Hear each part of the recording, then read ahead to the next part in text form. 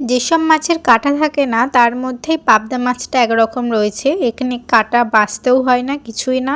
আর পাবদা মাছের ঝাল খেতেও ভালো লাগে। তো এই পাবদা মাছ বাবা বাজার থেকে নিয়ে এসেছিলো, তো সেই জন্য পাবদা মাছের ঝাল বানাচ্ছি আজকে। পাবদা মাছের ঝাল কীভাবে বানাতে হয় দেখিয়ে দিচ্ছি। প্রথমেই মাছটাকে নুন হলুদ দিয়ে মাখিয়ে নিলাম, তার সঙ্গে একটু সর্ষের তেলও দিয়ে দিলাম।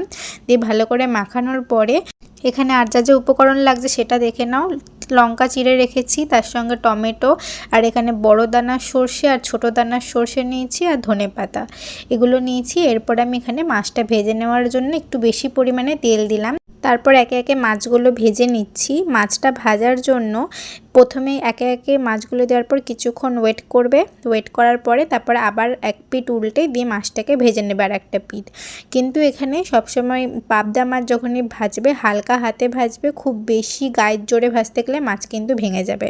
তো সেই জন্য হালকা হাতে মাছ ভাজতে হবে।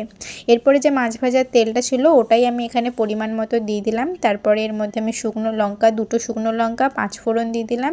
এরপরে যে টমেটোটা কেটে রেখেছিলাম সেটা দিয়ে দিলাম। দিয়ে এরপরে একটু ভালো করে নাড়াচাড়া করে নেওয়ার পর আমি এখানে চেরা কাঁচা লঙ্কা দিয়ে দিলাম, পরিমাণ মতো দিলাম। এটা দেওয়ার পরে একটু হালকা নাড়াচাড়া করে নিতে হবে, বেশি নাড়াচাড়া করার দরকার নেই। এখানে আমি তারপরে নুন দিয়ে দিলাম, পরিমাণ মতো হলুদ আর কাশ্মীরি লঙ্কার গুঁড়ো দিয়ে দিলাম। এরপরে ভালো করে নাড়াচাড়া করো। এরপরে টমেটোটাও তাড়াতাড়ি গলে যাবে। তারপর আমি এখানে যে সর্ষেটা বেটে রেখেছিলাম সেই সর্ষেটা আমি এখানে দিয়ে দিলাম। সর্ষেটা দেওয়ার পরে এরপর একটু ভালো করে নাড়াচাড়া করলাম, আর তারপর যে সর্ষের জলটা ছিল সেই সর্ষের জলটাও এখানে দিয়ে দিলাম।